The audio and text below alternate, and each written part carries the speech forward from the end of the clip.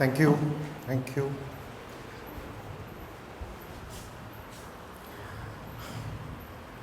I was just having a word with somebody and I said the more people I see and I'm surrounded by, more confident I feel. So thank you all for being here and obliviously giving me this confidence to make use of the time that you're sharing with me. Thank you.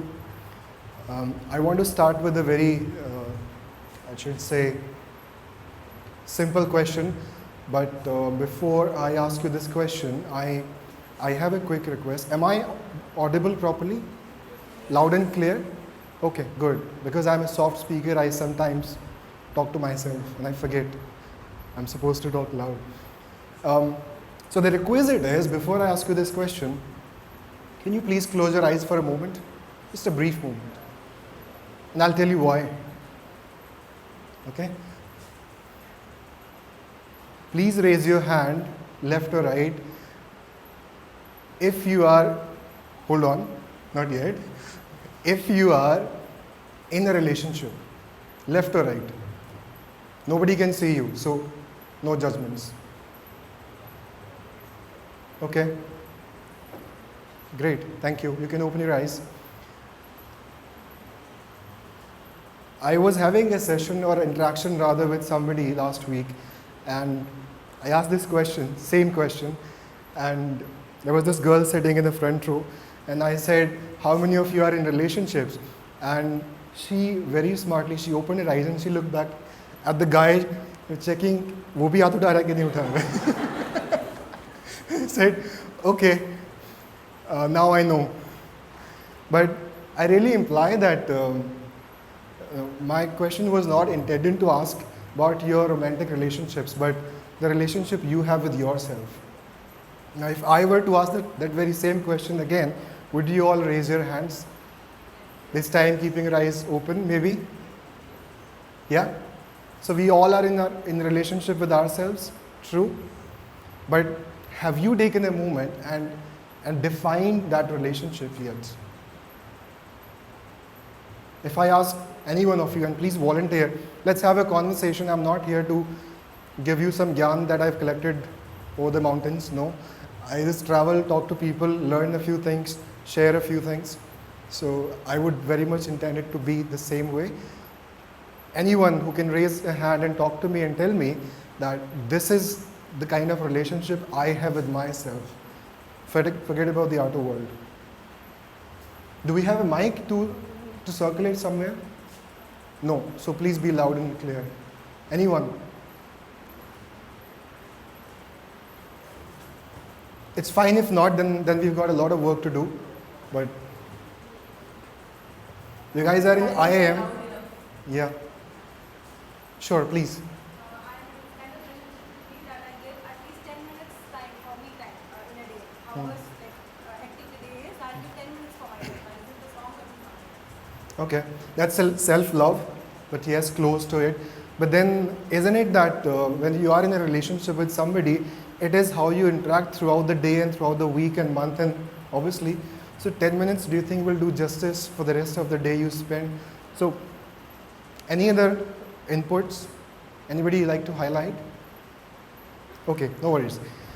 The reason I ask you this question is because when you wake up in the morning, and let's imagine it's Monday morning, let's just say, trying to give you a glimpse of the life you're about to enter in the corporate world in a year or two. Monday blues, you wake up and imagine you have a monkey sitting on your chest. Very healthy, proud monkey sitting on your chest, comfortably resting. You have absolutely no idea what is he doing here. But he's sitting there. Imagine how would you feel. You're welcome if you want to close your eyes and imagine that. Now, let's just say you try to shove off the monkey from your chest and now he's refusing to go. He's already in love with you, so he's not leaving. Now you stand up and you try to walk and do your daily course. You brush your teeth, you get ready for your work or your studies, and all of a sudden you find another monkey on your back this time. So one on the chest, already refusing to leave. One is on the back now. So now you are a parent of two monkeys, uninvited. How would you feel? Imagine walking with these two monkeys. And I'm not talking about baby monkeys, really good ones. Yeah? How would you feel? Anybody can imagine that in reality? Yeah, absolutely burden. Yes. Now the monkeys I'm referring to are the one that is on your chest is a monkey that you've invited from the future. And the name of this monkey is anxiety, about different things that you're already imagining doing this week, this month, this year, or in this life. What have I got to do for the rest of the week? Where am I going to get my, let's just say, doctor's appointment, insurance done, and everything else? The one on your back has been recalled, maybe subconsciously by you, and this one is your past. So before we talk about this monkey, let's just call him stress, maybe. Let's just call him regrets. Let's close our eyes again, and again, a quick raise of hands. If in the last 3 days, 4, 7 days, a month, you felt anxious, worried, scared, felt regret, felt hate, felt anxiety, felt remorse. We all feel that. Okay, good. Now, every time you feel that, let's imagine with every feeling from the past or the future, let's imagine a monkey either on the back or on the chest, or if you don't have space, maybe on the shoulders, on your head somewhere. Try to walk. Try to live your life this time with all the monkeys hanging around. How do you feel? Now, we were talking about your relationships with yourself. Anyone present here, would you like to establish a relationship where you've invited monkeys that do not belong anywhere on your body or inside your mind? This metaphor of the monkey, this imaginary monkey in your mind also can reside. And that's why we are here to talk about this. But like I said in the beginning, it's not a session, it's not something that we've come here, a guy comes, pata nahi kahan se, and you've never met him, and he's come here all of a sudden and say, okay, I'm going to change your life today. Not happening today. We're just here to have a conversation, share a few things that we've learned, and maybe leave this hall with 2 questions. Just 2. And over again I talk about questions. It's because I'm a very curious person. I always have questions. And because I have questions, I always have answers, sometimes right, sometimes wrong, sometimes I don't know. But it's always happening. The first question I like to ask and like to invite all of you to share your responses and what you think about it. That is, who are you? And if you're absolutely sure, please raise your hand and tell me, who are you? Or before you tell me, before you share it with me, share it with yourself. Remember, you've seen the title of this interaction, Awareness and Relationships. And I'll come to the relationships part. I've already touched upon that, but I will come to it. But let's just talk about this very question. Who are you?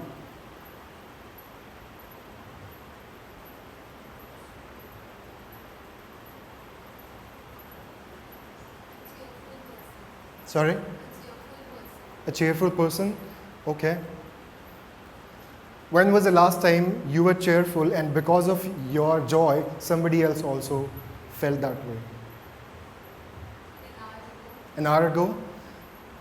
Can we be friends? I like to be joyful. Great. But you get the point. If you discover, for me, like I said, I'm a very curious person. I always ask questions, most of the times myself, but But rest of the times, people I can talk to or people I interact with, but except one person, and there can be more to it, so you always discover, but do we all know who we are? And I'm not implying you're going to be future CEOs and CFOs. Absolutely, there's no doubt about that. I never even went to a college. Funny, they invited me, they accepted me here as a guest speaker. I don't even have a degree. Did I tell you that, right? And I'm still welcome here. Okay.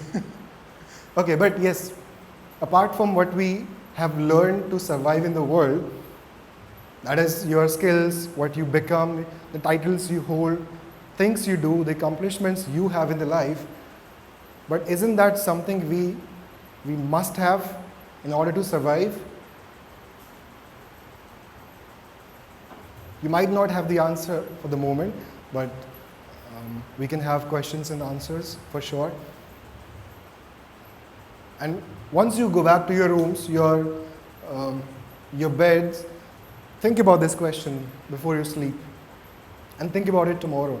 And keep thinking about this until you have an answer. And your answer should not be ideally, I am a leader, or I am good in sales, or I am a motivational person, or I am very strong athlete. That's fine. But the answer that I discovered after losing, I don't even remember what all I had, after losing everything, health, finances, relationships, and everything else, the answer that I discovered was I was just a curious person. But then along the way, because I was curious, the snowball effect started to happen. I found I am also courageous.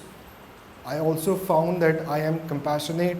I like to see other people taking benefit of my time in whatever way I can be useful. And why is it even important? I don't know if somebody has ever asked you this question, but why is it important? Does it even make sense in this such materialistic world? Does anyone even ask this question? Not in the interviews, of course. So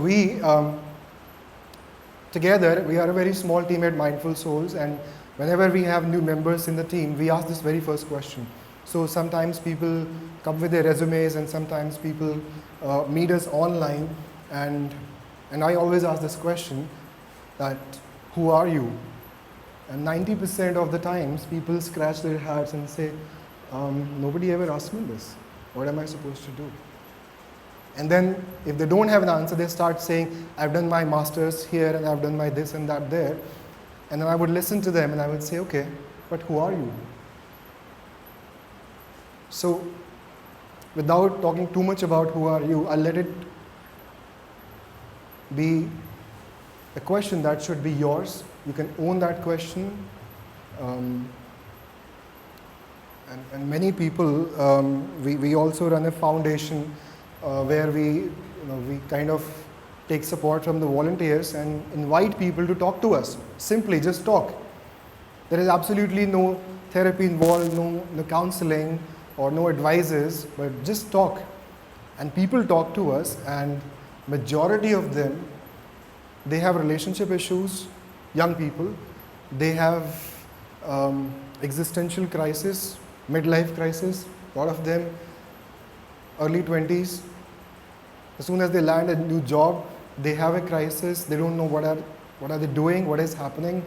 Is this why I struggle to get my degrees and masters and everything else done to be here, but I don't belong here? And then they go back to the same day that they think, oh, maybe I should have figured it out. Who am I?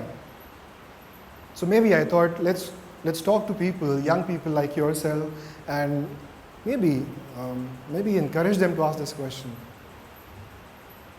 Okay? So tomorrow, when you wake up, if you have an answer, I would love to hear that. Sure? Am I wasting your time already? Yeah? Sorry. Discovered that I am a peaceful warrior. You're a peaceful warrior. Yeah, if you watch that movie of Dan Millen, Which one, sorry? it is a movie based on an Olympic player, Uh-huh. Dan Millen, from USA. I might have, but I'm not gonna lie, I don't remember, sorry. But, okay. So how does you being a peaceful warrior drive your life? Because it is most of the times for us, our fights are from within. Mm-hmm. It's not the outside. Absolutely. So we have to conquer that Hmm. to achieve greatness. Hmm. Things like that. Mm-hmm. So that's what. Beautiful. I like it. Okay.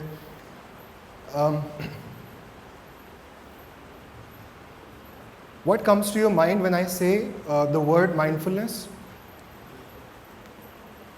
Yeah?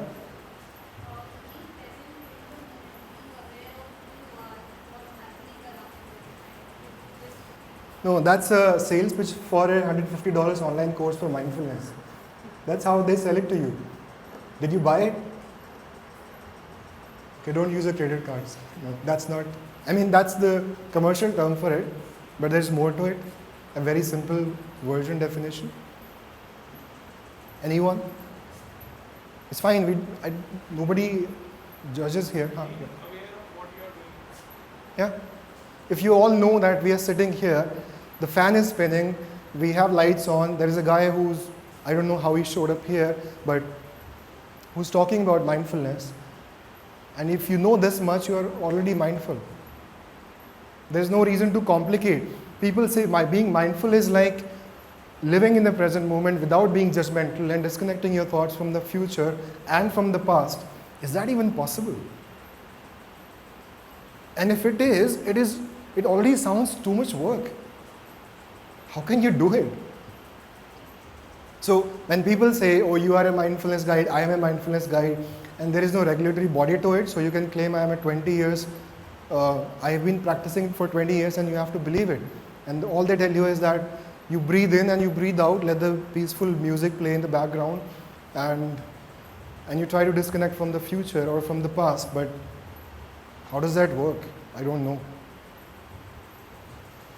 But what works is, the simple definition, like Sir mentioned, is knowing what is happening. And what is happening now.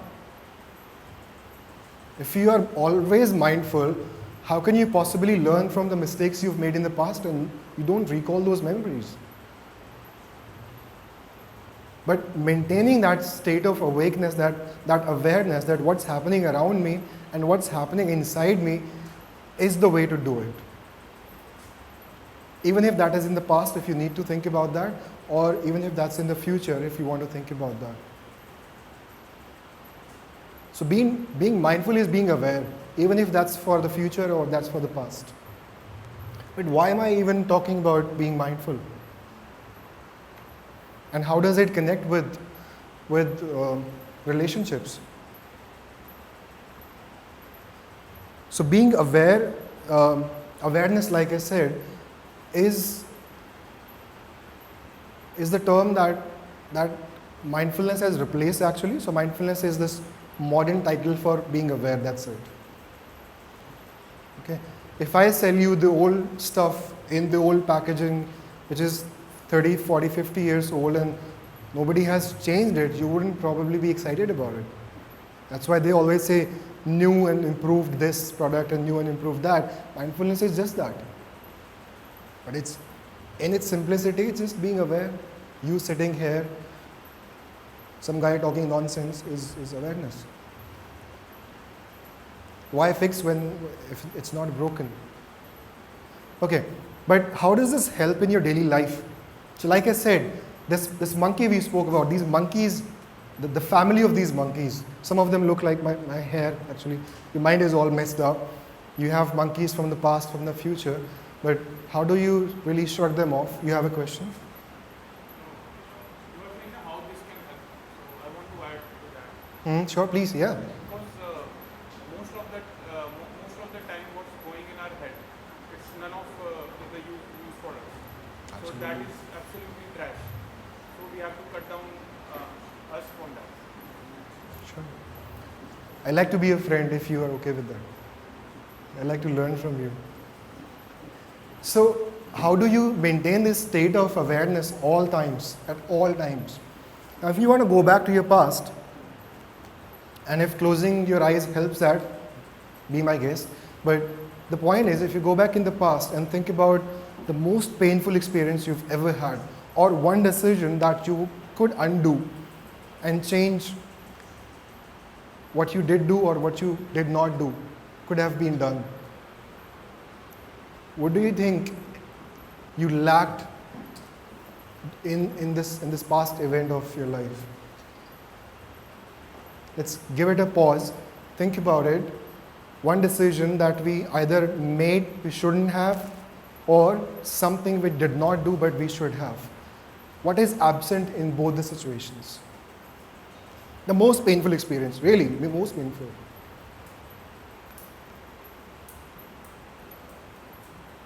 There have been multiple painful experiences that I've been through, but I would not want to change any of those. Any moment, I would not want to go back and change any moment of my life, Even if you had a choice? even if I had a choice. Okay, beautiful, that's a perspective. So she's mentioning, even if she has a choice, she would not go back in the past and undo or change anything that has happened. Would you want to talk more about this? Do you need the mic? Today I'm a person, and that person, because of those experiences Hmm. and those moments, whether painful or beautiful, Mhm. why change that? Okay, wonderful. Okay. Just when we started, I spoke about regret being the most painful experience one can have in life. Yes? And it is because you can't undo things. You can't go back in time and change. Your opinion is absolutely respected. I love it. And I think it would differ from person to person. How many of you would choose that, going back in time and undo that decision, or maybe redo something? A lot of us. Yes. The point that I'm trying to make is that in both the cases, even if you made that call, you did not, what's missing is awareness of that situation. If I knew that this would be the consequence in the future, I would not do it. Or I would do it if I was supposed to do it. And in the present day, that is the most painful experience for me. And sometimes, a lot of times, all we have is regret. And knowing, lying in your bed every single day, you think, this could have been the case. This could have been my life. But then you don't have a choice and accept that you are now becoming a fatalist, just like me, and believe that everything happens for a good reason and wherever we are. And that's fine. But what if you are constantly aware what is happening now, and the decision I make in this very moment can impact my entire life? How magical would that be? No regrets, no monkeys from the past, no monkeys from the future, nothing. Just absolutely you. But it's all fancy, it sounds all beautiful, but it's difficult. It's easier said than done, isn't it? If it was that easy, each would choose to go up the mountains and spend 120, 50 years meditating and achieving that state of nirvana. But how many of you have seen the title of this session, Seeding Awareness? Have you seen this? That's why we are here. We want to seed it today, not expecting a magical transformation overnight. This is not a motivational talk. This is not some freaka gyan. This is something that it's a light, we call it. So if you choose to spend some time on our LinkedIns and our Instagrams, by the way, that will help us spread the word further. We call it the light of joy and awareness. And we are bringing this light today. We were somewhere last week, we will be somewhere else next week. But I think it's all meaningless if we are not able to make a difference in your life today. That's all we are here for. We don't need you to buy a program, we don't need you, and we don't even have a program, by the way. All we have is somebody who comes to you and maybe makes you feel a little more curious about life. And ask this question that, how do I seed awareness today? Before we move on, I know I've been talking a lot. Any suggestions, anything you want to unlearn or share with me before we start? How do we become or maintain this state of awareness?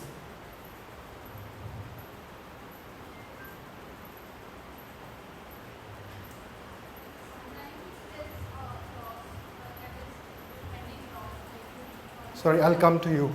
There's a lot of travel involved here. You lose a loved one, Uh-huh. and there are regrets Yes. for not taking initiatives or being more, open to experiences.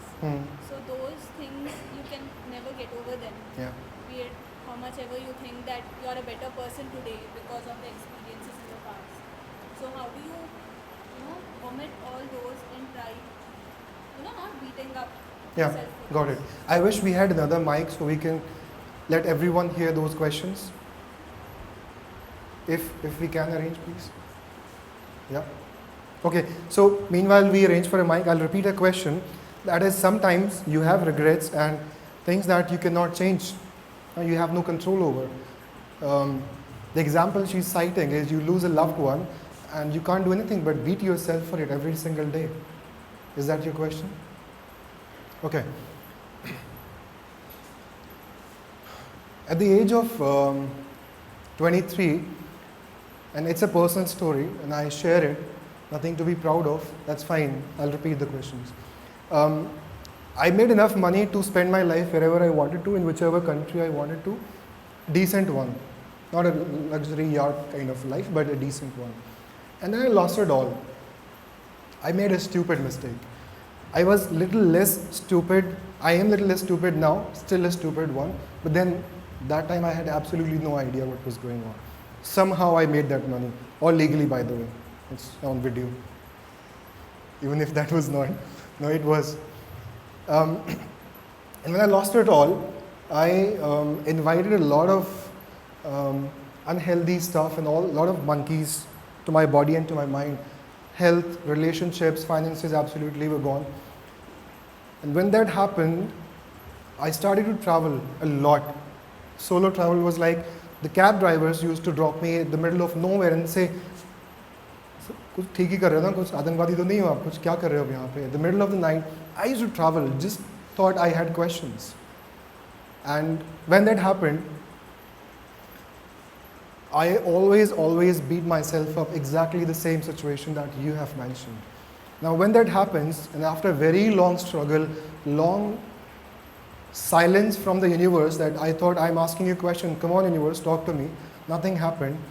Eventually what happens is, you adapt to live in three ways: to accept things that I cannot change, give the courage to change the things I can, and wisdom to know the difference. It helps a lot. So in all these three situations, when you have done something that you feel remorse for, it is in the past. No matter how much you beat yourself, it cannot be changed. And I'm not saying that I have gotten over that state. No, I also have that. And there are things you always fight day in, day out. Second is, you have acknowledged that there is something that needs to be changed, but do you have the courage for it, to make that change? So that is that this day, seeding that little seed of awareness, knowing where you are, this little thing if we can do, I think our trip would be very successful. At all times, outside, around you and inside your minds, if you can maintain this thing that where am I, what is going on inside and what is going on outside, you are mindful. Okay, there's no need to do any practices, although they help, breathing once and all those practices do help. The third situation, the third way to live life is knowing you've done something, knowing that you cannot change it, accept it and live with it. And it takes a lot of time and a lot of courage. Courage is the most, I think, useful tool to forgive yourself and to forgive others. There are inhibitions and you're a changed person altogether. We change all the time. And mindfulness is for someone No. You don't experience something like you used to before. Hmm. Like, there's a part of you that's closed up or that's changed. Hmm. So, I'm not really sure. Can you rephrase your question a little bit more? don't you think you will be a changed person? Like those experiences change you. Yes. And here we are speaking of mindfulness in order to live the life that we used to like before without having the anxiety or stress. So Okay. So the question is, how does mindfulness work for you? And you, after some experiences, you change things. Those things change you. Sorry, and then you are a new person altogether. Those experiences do leave an imprint on your mind. But I think the idea that we're not selling here is that after being mindful, you will not have anxiety, you will not have stress, you will not have fear, you will not have those kind of things. I don't think that's what we are here for. I don't think anybody can do that. And if anyone can promise that, then that would be a scam. You cannot live your life if you're not anxious. You cannot continue your life if you do not have stress. If you do not have fear, you cannot survive. And I'll give you an example of that. Maybe this can make more sense if you can ask questions, of course. Let's just take an example of anger. How many of us believe that anger is bad and we should all have some ways to manage our anger? It's bad for our emotional well-being. Okay. Do you think a soldier fighting for us on the front, if is not angry, can he do his job? Can he dodge a bullet? Can he survive at the glaciers or anywhere? It's very difficult. What makes him keep going? If it's not anger, what is that? Of course, the love for the country and courage and all that is there. But in that very moment when he is about to dodge a bullet, what makes him? What makes him do that? Anger. If you're not scared of getting run over by a bus or a car, you would not look at the left and on the right side before you cross the road. How is it even possible? You don't have fear. You just become ignorant. And if you do not have stress, stress basically is what? All the emotions you can talk about. Stress, anxiety, fear, whatever else. All these things, all these emotions are there because there is a positive side to it, and this is the negative one that in the balance keeps your life going. So stress is a natural reminder that whatever you are supposed to be doing, you have less resources but more to do, more to deliver, isn't it? And that reminder is literally asking you to be more creative or be smarter in what you're doing. Or at least find a better way to do it. But instead, if it's a negative stress, you end up getting in this vicious cycle of thoughts of being stressful, and nobody taught us that stress could be good. And then people have stress management courses. And then we wonder how come these people have all Beamers and Mercs. Because stress, anxiety, and this is a $27 billion industry. We made them rich by selling our emotional vulnerability, I think. But why get rid of something that's naturally there? I do not believe that nature could do anything wrong with us in its own natural way. So if it's stress, let it be. Just be aware there is stress. If it's anxiety, just be aware it's anxiety. Fine, it has a purpose to serve. That future demands something from me that needs to be done today, so future could be more colorful, more joyful. So my anxiety about, I have 100, 200 people looking at me at the same time, asking me questions, that could just disable me. 9 out of 10 people said they would prefer to die than speak in public. So that is an anxiety. I could have had all my way here, and I would stand here looking like stupid and waste your time. But is that happening? I'm sure it's not, but you guys are the judges. So all these emotions, anxiety and stress and all that, they are supposed to be there naturally. It's just that you know that they are here to do the good. How you do that good is by maintaining that state of awareness. Simple as it is. There's no formula needed, there's no course. I would again reiterate on that. I love to hear questions. If I'm making sense at all, am I? Okay. Questions? Let's talk about relationships that we started with. Yes? Okay.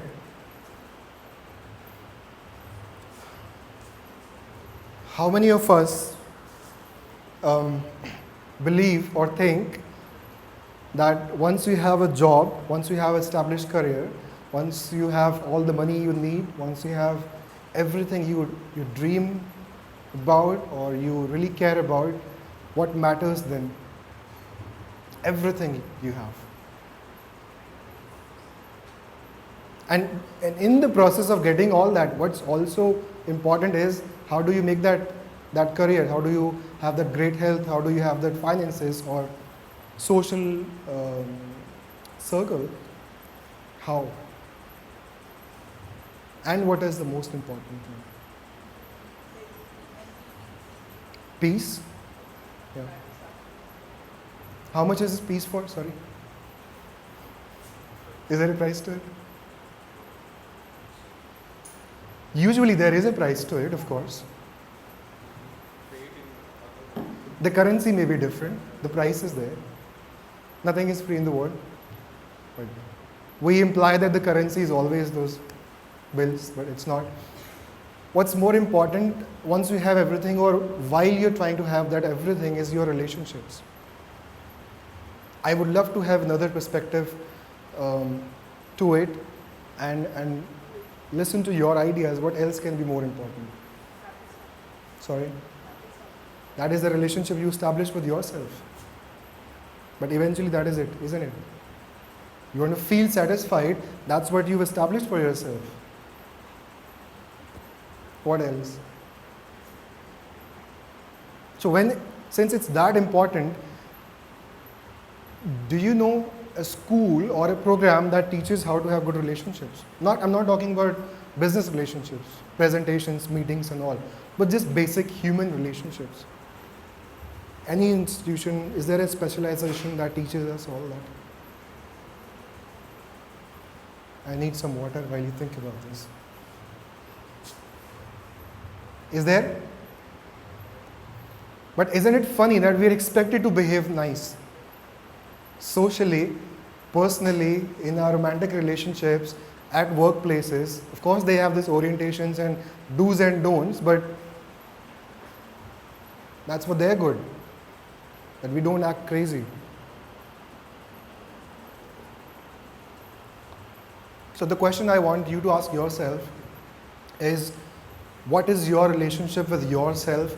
And we might just elaborate on that when you are stressed, negatively stressed, like I said. How do you treat yourself? Second, how do you treat yourself when you are negatively or without a reason you are anxious? We have to have some ground rules for other people, right? So why not ourselves? And is it not true, and please correct me if I'm wrong, that the relationships we have with ourselves inside the mind, is it not a reflection we see in the outer world around us? If I don't love myself, is it even possible I can love somebody else around me? Is it even possible? So do we have those ground rules set up for ourselves? Just a quick raise of hand.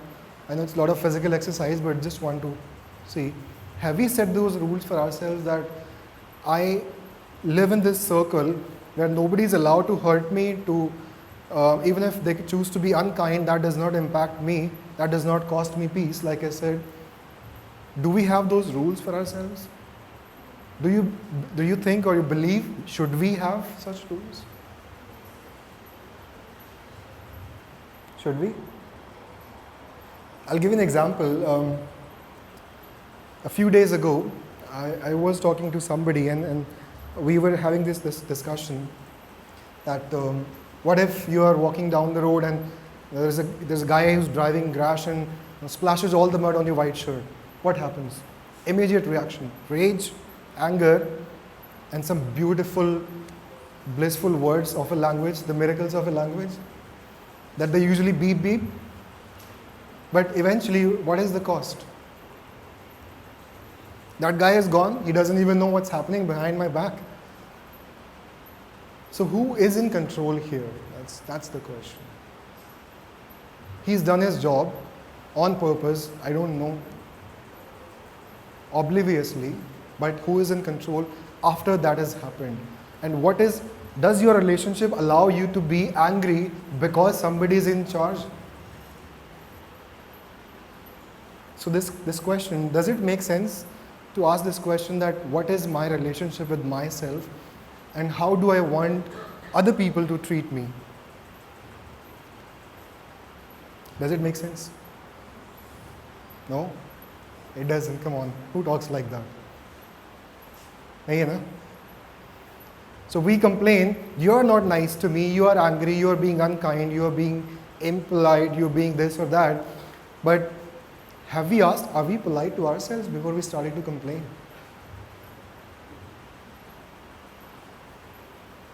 So like I mentioned a few minutes ago, there were actually in the past now, on the foundation I spoke about, a lot of people call and they had relationship issues.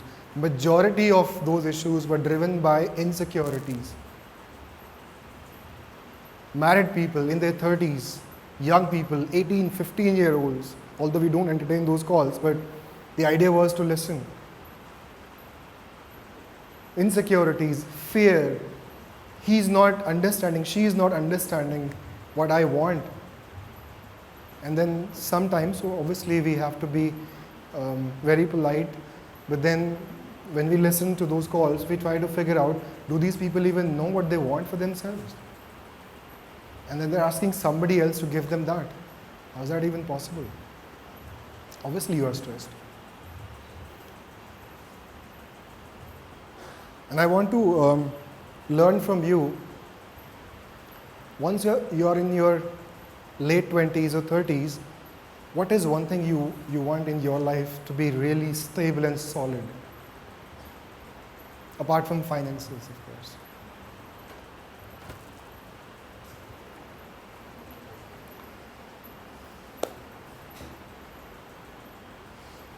Can we talk? We didn't have a fight, right, last night, no? So we can talk. We're still talking terms.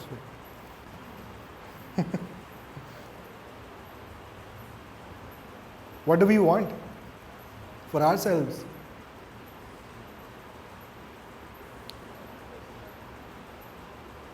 Life is sorted then. All that you need. Questions? I hope there are.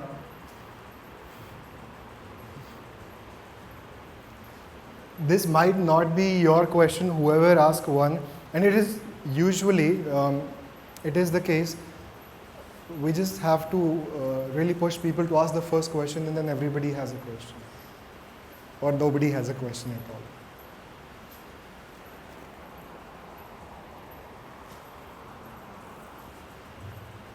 Sure? Life is sorted. Okay, let me ask you one question and then we'll be out of here. When you came here, what expectations you had from this discussion?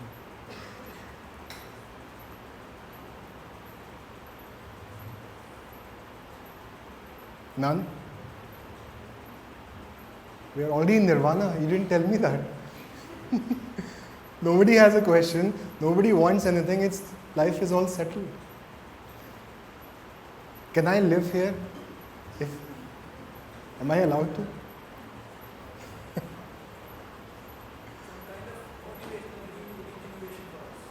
Sorry? I'll come to you. Expectation was some kind of motivational regeneration. No, we don't motivate people. No. Before coming to your My expectations were one guy stands up and tells me, thank you for coming here. I can imagine that seed. You left me with two questions. Maybe I'll find answer to one, maybe one in the future. That's it. One person who thinks or genuinely tells us, even after this session, that you've made a difference in our lives, that's all we care about. We're not here for pictures and videos, although we are recording that. But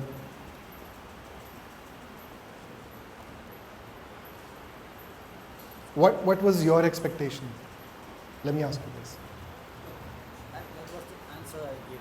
Some kind of motivation, re-motivation will be given to us. So that I would disappoint you if you were looking for motivation. Sorry. Really. Not very kind of me, right? No, we don't do that. That's out of stock. Always has been. I've read a quote somewhere. It's like there are no ordinary moments. Hmm. What is the exact meaning of this? I think how you perceive every moment to be. So when I talk about awareness over and over again, that awareness in itself, can I explain to you in an example? Yesterday, I was browsing LinkedIn, and so when you click on this plus button to post something, a photo or a document or something else, there was this one option that said celebrate an occasion. And then I tapped on this, and I saw work anniversary or a promotion or getting a new job or something else. And I thought, why does LinkedIn not have this option to celebrate, oh, I'm alive today?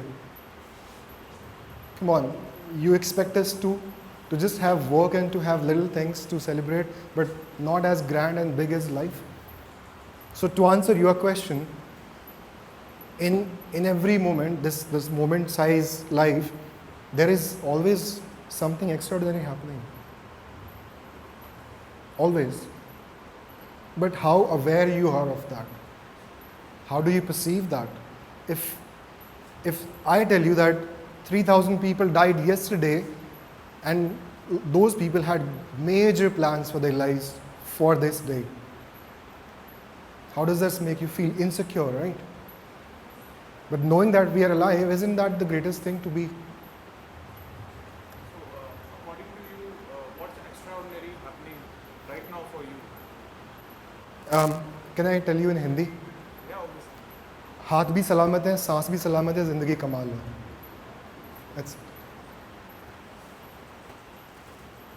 Isn't it? Obviously.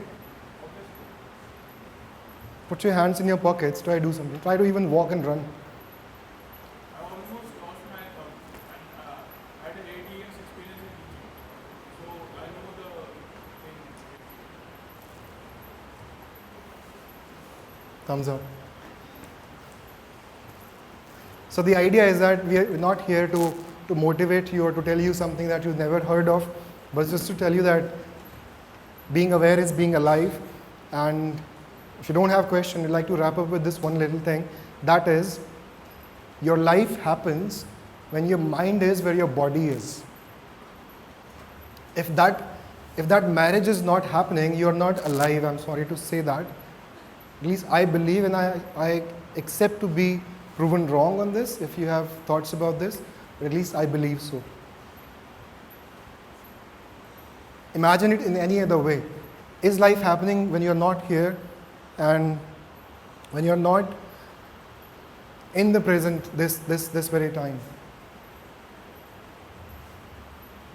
Are we okay to follow a 2-3 minutes guided practice? Yeah? It's called whatever you call it, but it's just to celebrate being alive. Thanks for reminding me that. Yeah? Okay. So may I request you all to please close your eyes for, I'll tell you later for how long.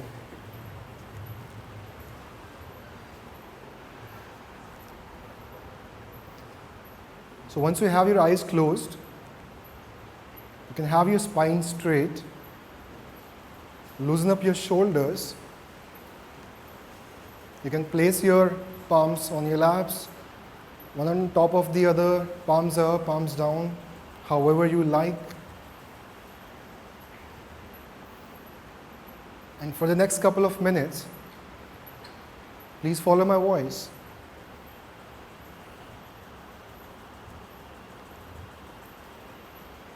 Sitting comfortably, take a deep breath in and out.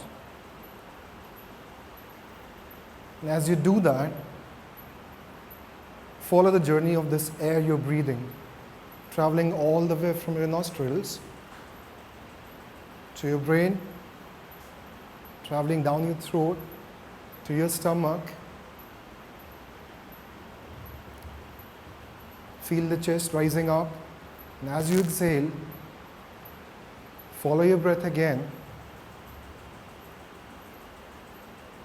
So next time you inhale, let's call it life in. Inhale, breathing in life. And we are so grateful to be able to breathe. And as you breathe out, you share life. Not life out, life in, share life. And if you can do that for the next few moments, think of the table you have placed your hands on, or think of the chair.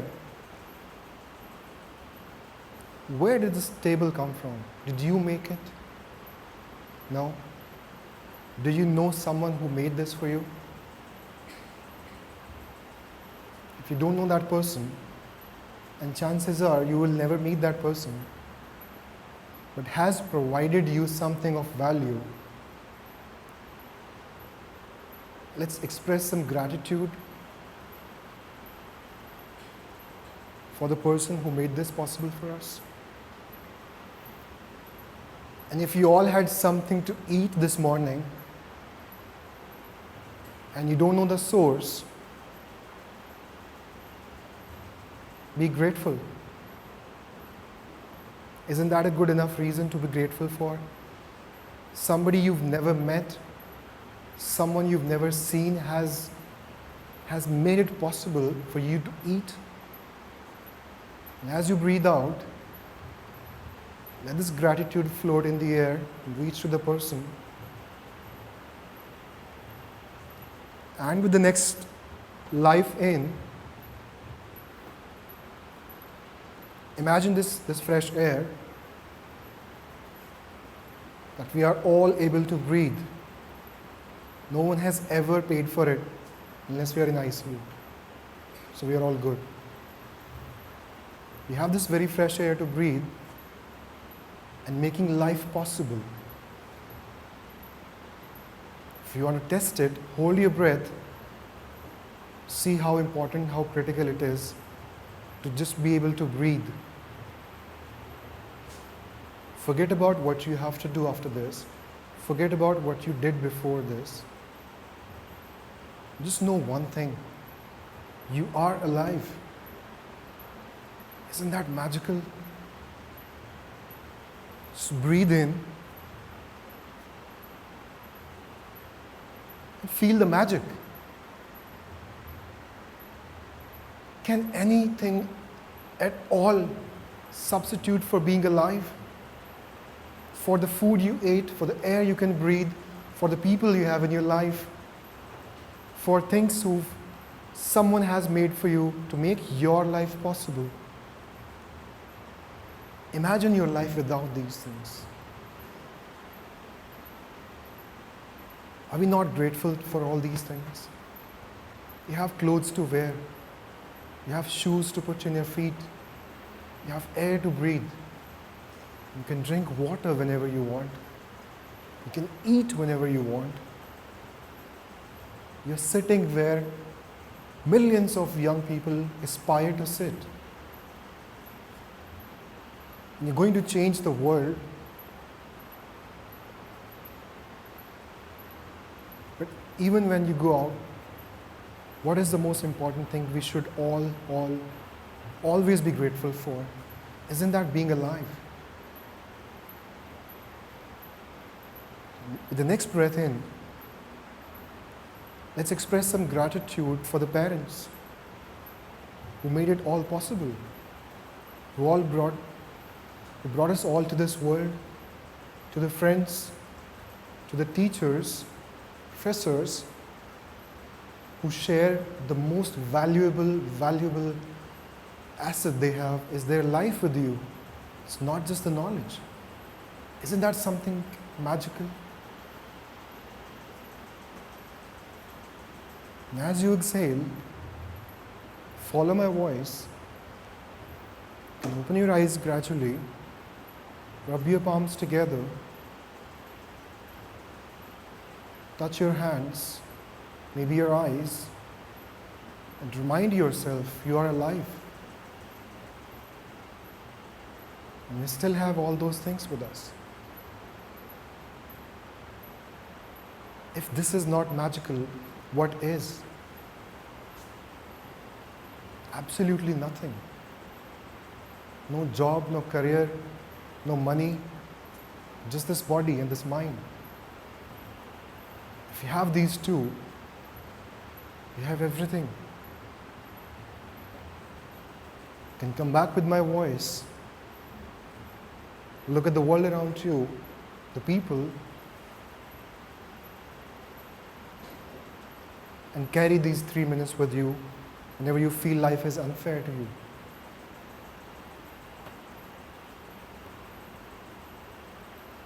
Chances are, majority of the times, you will always have something to be grateful for, always.